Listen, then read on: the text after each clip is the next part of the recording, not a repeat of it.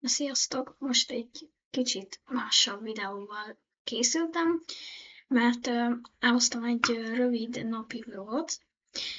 Elmentünk Szlovákiába, igen, a Bős Nagymarosi vízlépcsőre, és itt a reggelt elfelejtettem levideózni, de igazából semmi érdekes nem történt. Felkeltünk, és akkor el is indultunk Szlovákia felé. És itt már ott is voltunk, csak hát egyébként fújt a szél, és itt mutattam itt a víztározó, vagy nem tudom, valami ilyesmi.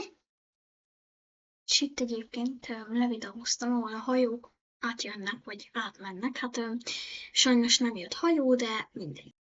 Itt pedig a Dunát fényképeztem le. Aztán délután még elmentünk Komáromba enni. Hát erről nem csináltam külön fényképet, de anyának volt egy fényképe, ahol hát ők hekket ettek. Aztán délután még medencéztünk, és anya vacsira csinált csirkét. És ez a napi vlog ennyi lett volna. Sziasztok!